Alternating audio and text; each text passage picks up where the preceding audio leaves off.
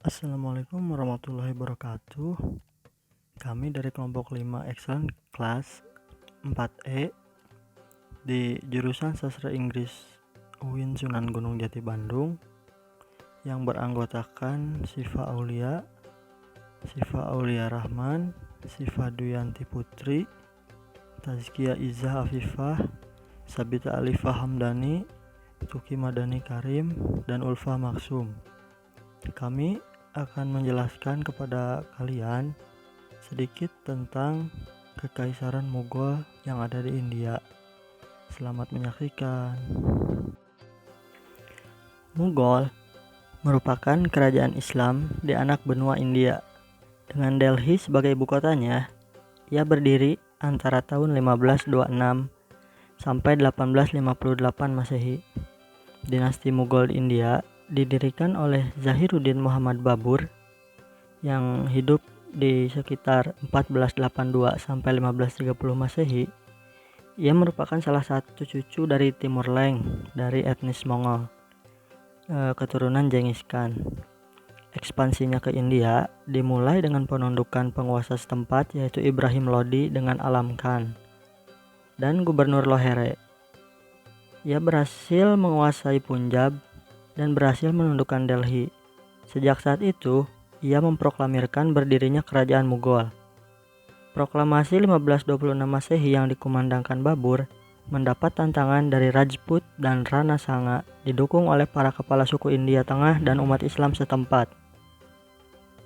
Umat Islam setempat itu adalah yang belum tunduk pada penguasa yang baru, sehingga ia harus berhadapan langsung dengan dua kekuatan sekaligus. Tantangan tersebut dihadapi Babur pada tanggal 16 Maret 1527 Masehi di Honus dekat Agra. Babur memperoleh kemenangan dan Rajput jatuh ke dalam kekuasaannya. Penguasa Mughal setelah Babur adalah Nasiruddin Humayun atau lebih dikenal dengan Humayun, yaitu putranya sendiri. Sepanjang pemerintahannya cenderung tidak stabil karena banyak terjadi perlawanan dari musuh-musuhnya. Bahkan beliau sempat mengungsi ke Persia karena mengalami kekalahan saat melawan pemberontakan Sher Khan di Konuz. Tetapi beliau merebut kembali kekuasaannya pada tahun 1555 Masehi. Itu berkat bantuan dari kerajaan Safawi. Namun setahun kemudian di tahun 1556 Masehi, beliau meninggal karena tertimpa tangga perpustakaan dan tahta kerajaan selanjutnya dipegang oleh putranya sendiri yang bernama Akbar. Masa kejayaan kerajaan Mughal dimulai pada pemerintahan Akbar tahun 1556 sampai 1560 Masehi. Dan tiga raja penggantinya yaitu Jehangir tahun 1605 sampai 1628 Masehi, Shah Jahan tahun 1628 sampai 1658 Masehi, dan Aurangzeb tahun 1658 sampai 1707 Masehi. Setelah itu, kemajuan kerajaan Mughal tidak dapat dipertahankan oleh raja-raja berikutnya. Akbar mengganti ayahnya pada saat usia 14 tahun, sehingga kerajaan diserahkan kepada Bairam Khanan, seorang Syi'i. Pada masa pemerintahannya, Akbar melancarkan serangan untuk memerangi pemberontakan sisa-sisa keturunan Sher Khan Shah yang berkuasa di Punjab. Pemberontakan lain dilakukan oleh Himu yang menguasai Gwalior dan Agra. Pemberontakan tersebut disambut oleh Bairam Khan sehingga terjadi peperangan dahsyat yang disebut Panipat 2 tahun 1556 Masehi. Himu dapat dikalahkan dan ditangkap kemudian dieksekusi.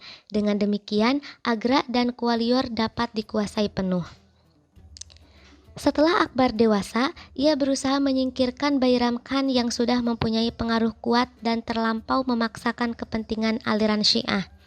Bairam Khan memberontak, tetapi dapat dikalahkan oleh Akbar di Julandur pada tahun 1561 Masehi. Setelah itu, masa kejayaan kerajaan Mughal berhasil dipertahankan oleh putra beliau, yaitu Jehangir yang memerintah selama 23 tahun, pada tahun 1605 hingga 1628 Masehi.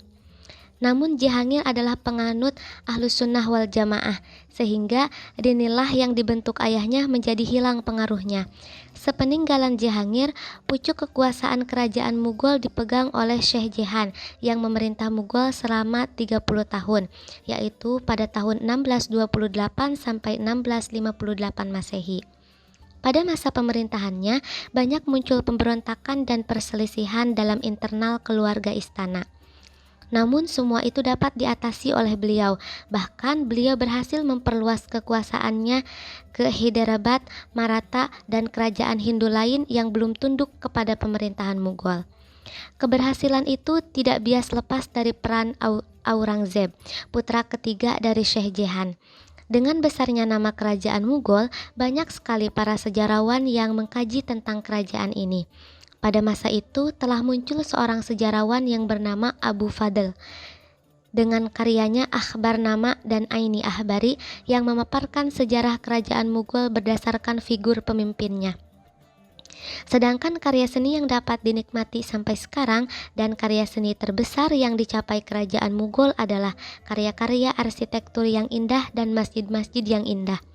Pada masa Shah Jahan, dibangun masjid berlapis mutiara dan Taj Mahal di Agra, Masjid Raya Delhi, dan Istana Indah di Lahore.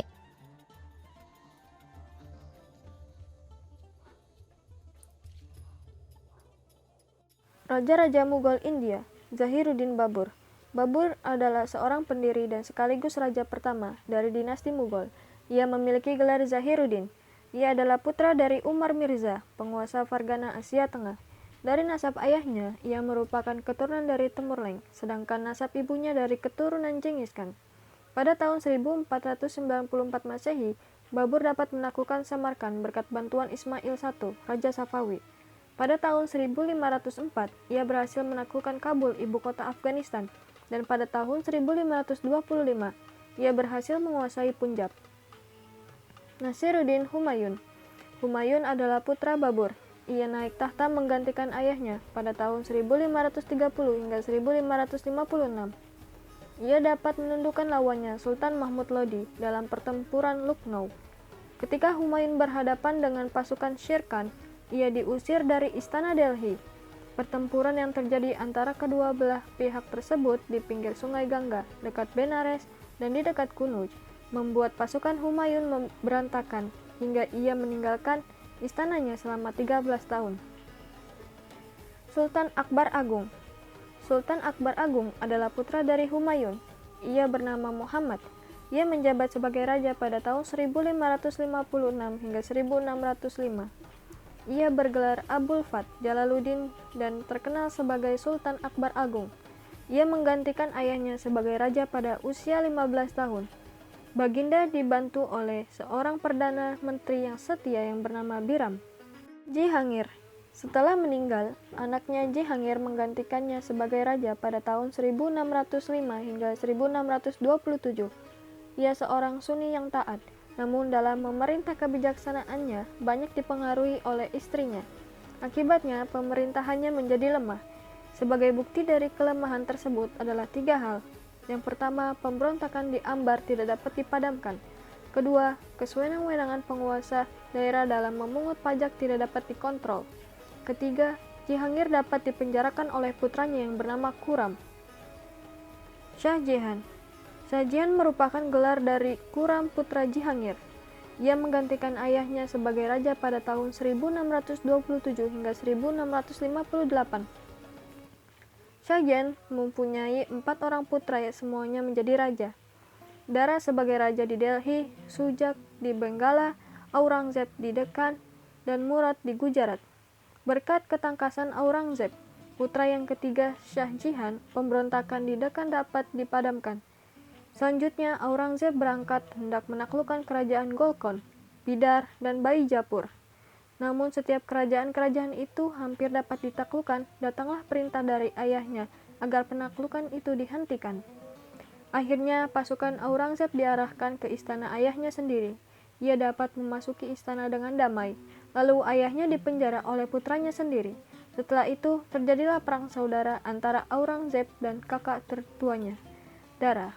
Namun, Dara dapat dikalahkan, sehingga Aurangzeb menjadi Sultan Mughal dengan gelar Alamgir Padshah Ghazi. Aurangzeb memegang pemerintahannya selama 47 tahun, dari 1658 hingga 1707. Ia bercita-cita hendak mengembalikan kerajaan Islam seperti pada masa Sultan Akbar Agung.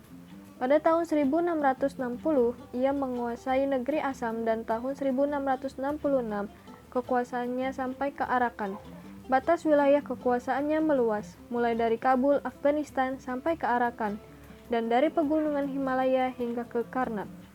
Aurangzeb merupakan seorang muslim yang soleh, bertahajud di malam hari, hidup sederhana, suka mendatangkan para ulama dan para sufi ke istana untuk mendapatkan pelajaran dari mereka. Perkembangan ilmu dan peradaban pada masa dinasti Mughal. Tidak dapat dipungkiri lagi bahwasanya ketika Islam berada di suatu wilayah, ia akan membangun suatu peradaban yang tinggi di wilayah tersebut. Begitu juga yang terjadi di anak benua India, khususnya pada masa pemerintahan dinasti Mughal. Sejak kedatangannya, Islam mulai membangun peradaban yang agung dan mengesankan. Peradaban ini tercermin dari perkembangan dalam berbagai bidang seperti bidang sastra, seni lukis, seni musik, seni bangunan atau arsitektur, dan ilmu pengetahuan. Dalam bidang lain yang tak kalah maju yakni dari segi ekonomi dan politik serta militernya. Kesusastraan berkembang di Mughal. Hal ini terbukti dengan adanya penyair-penyair yang dipekerjakan oleh istana. Salah seorang sastrawan sufi yang terkenal adalah Muhammad Jayazi, dengan karyanya yang terkenal yakni Padmavat. Karya tersebut merupakan sebuah karya alegoris yang mengandung pesan kebajikan jiwa manusia. Seni lukis juga menjadi salah satu bidang kesenian yang berkembang pada masa Mughal. Hal ini terbukti karena Raja Babur berkuasa. Ia sangat menyukai lukisan pemandangan seperti air terjun, telaga, bunga, dan taman. Bahkan ia memiliki sejumlah pelukis di istana. Sementara pada masa Akbar, dibentuklah sebuah lembaga bagi para pelukis yang salah satu agendanya mengundang pelukis seluruh dunia tanpa membedakan agama dan ras untuk bersama-sama menciptakan berbagai lukisan. Salah satu karya yang monumental pada masa ini adalah karya Abdus Samad yang berhasil menulis surah Al-Ikhlas di atas sebutir biji opium atau khas-khas. Selain itu, banyak juga pelukis terkenal pada masa Jahangir yakni Farukh Beg, Muhammad Nadir Khan, Al-Khwareza, dan yang lainnya. Namun sayang, pada masa Aurangzeb, para pelukis istana diusir karena dianggap tidak sesuai dengan ajaran agama. Seni musik merupakan salah satu kesenian yang menarik perhatian para raja Mughal. Pada masa Humayun, terdapat seorang penyanyi yang terkenal yakni Baku. Sementara, pada masa Akbar tercatat ada 36 penyanyi istana yang berasal dari berbagai daerah seperti Iran, Kashmir, dan Asia Tengah. Raja-raja lain seperti Jahangir dan Shah Jahan juga memiliki kesamaan yakni menyukai seni musik sehingga istana selalu dihiasi dengan suara-suara merdu dari penyanyi istana. Namun, Raja Aurangzeb sangat bertolak belakang. Ia bahkan mengusir para penyanyi istana karena dianggap bertentangan dengan ajaran Islam. Tingginya peradaban Islam di India masih terlihat jelas terutama dari seni bangunan yang sampai saat ini pun masih berdiri kokoh. Ketika Babur berkuasa, ia lebih banyak membangun gedung yang memiliki corak bangunan Iran. Hal ini dikarenakan ia tidak menyukai corak bangunan India. Bangunan yang dibangun pada masanya yakni sebuah masjid di Kabul Bagh, di Panipat, dan Masjid Agung di kota Sanbal. Arsitektur yang indah juga dapat dilihat dari Istana Agro dan Fatehpur Sikri. Kedua bangunan ini dibangun pada masa Akbar dengan menggunakan corak Hindu-Islam. Selain bangunan masjid dan istana, terdapat juga bangunan yang berupa benteng seperti Benteng Agro, Lahore Atak, dan Skandara. Ada juga bangunan makam yang terkenal, yakni makam Jahangir dan ayah mertuanya di Shahidaroh. Makam tersebut dihiasi dengan ukiran ayat-ayat Al-Quran. Hal lain yang menarik ialah bahwa Raja Shah Jahan mendapat gelar Bapak Pembangunan karena banyaknya bangunan yang dibangun pada masanya, seperti Taj Mahal, Masjid Agung Delhi, dan bangunan lainnya. Dinasti Mughal juga banyak memberikan sumbangan di bidang ilmu pengetahuan. Sejak berdirinya, banyak ilmuwan yang datang ke India untuk menuntut ilmu. Hal ini karena adanya dukungan dari penguasa dan bangsawan serta ulama. Pada masa Aurangzeb misalnya, memberikan sejumlah besar uang dan tanah untuk membangun pusat pendidikan di Lucknow. Masjid dijadikan lembaga pendidikan dasar. Pada masa Syekh Jahan, didirikan sebuah perguruan tinggi di Delhi. Tokoh yang muncul dari bidang keilmuan sejarah yakni Abu Fadli dengan karyanya Akhbarnama dan Aini Akhbari. Dalam karyanya tersebut, Abu Fadli memaparkan sejarah dinasti Mughal berdasarkan figur pemimpinnya. Para penguasa Mughal juga memberi perhatian dalam pembuatan karya-karya yang berkaitan dengan keagamaan.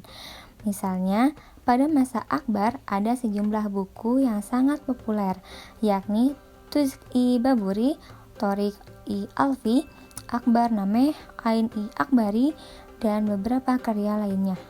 Pada masa Alamgir terdapat buku keagamaan yang sangat populer, yakni Fatwa-i Alamgiri.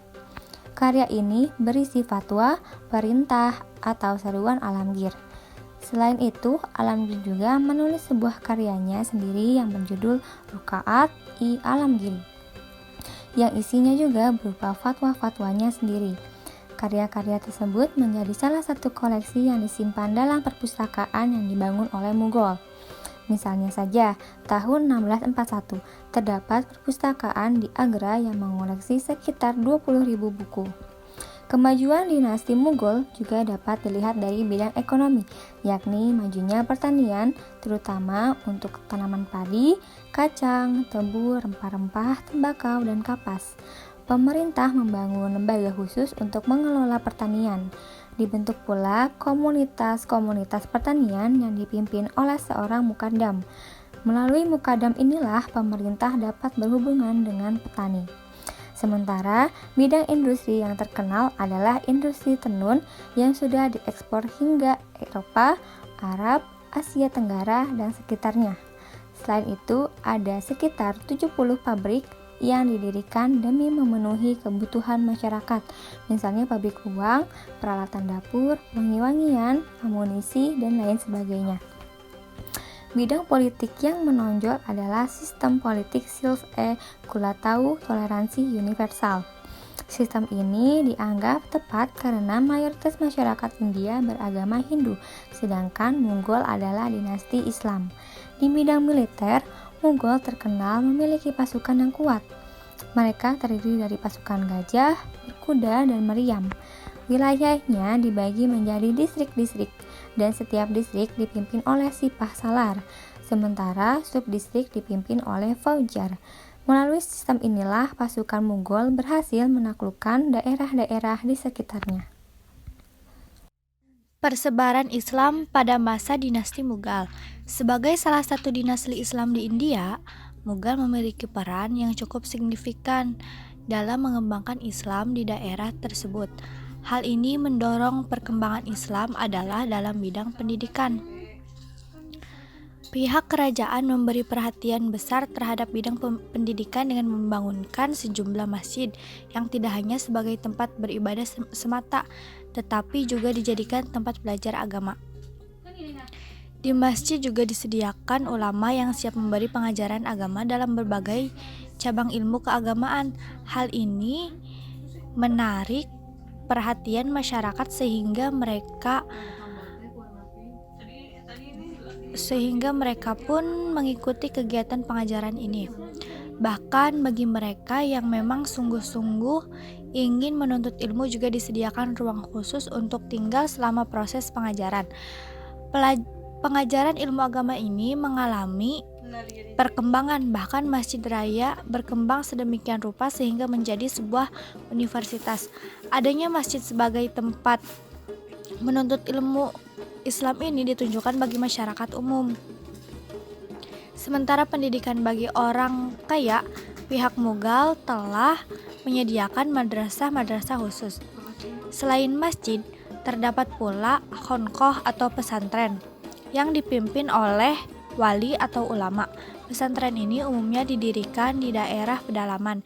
Di khonqoh diajarkan beberapa cabang keilmuan yang ternyata bukan hanya di bidang keagamaan, tetapi menyangkut ilmu umum seperti matematika, mantik atau logika, filsafat, sejarah, geografi, dan lain sebagainya.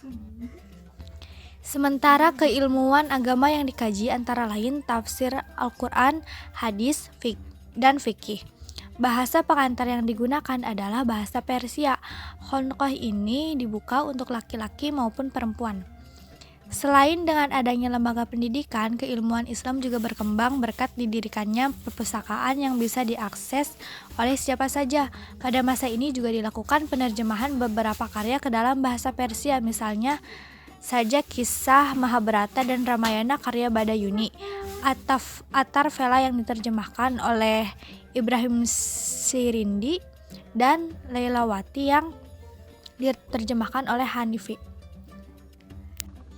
Pada masa Akbar, perkembangan agama Islam di kerajaan Mughal mencapai suatu fase yang menarik, di mana pada masa itu Akbar memproklamasikan sebuah cara baru dalam beragama, yaitu konsep diinilahi. Karena aliran ini, Akbar mendapat kritik dari berbagai lapisan umat Islam. Bahkan Akbar dituduh membuat agama baru. Pada prakteknya, diinilahi bukan sebuah ajaran tentang agama Islam. Namun, konsepsi itu merupakan upaya mempersatukan umat-umat beragama di India. Sayangnya, konsepsi tersebut mengesankan kegilaan Akbar terhadap kekuasaan dengan simbol-simbol agama yang dikedepankan. Di sisi lain, perbedaan kasta di India membawa keuntungan terhadap perkembangan Islam. Seperti pada daerah Bengal, Islam langsung disambut dengan tangan terbuka oleh penduduk, terutama dari kasta rendah yang merasa disia-siakan dan dikutuk oleh anggota Arya Hindu yang angkuh. Sebelum dinasti Mughal, Muslim India adalah penganut Sunni fanatik. Tetapi penguasa Mughal memberi tempat bagi Syiah untuk mengembangkan pengaruhnya. Pada masa ini juga dibentuk sejumlah badan keagamaan berdasarkan persekutuan terhadap mazhab hukum, tarikat Sufi, persekutuan terhadap ajaran Syiah, ulama, dan wali individual. Mereka terdiri dari warga Sunni dan Syiah.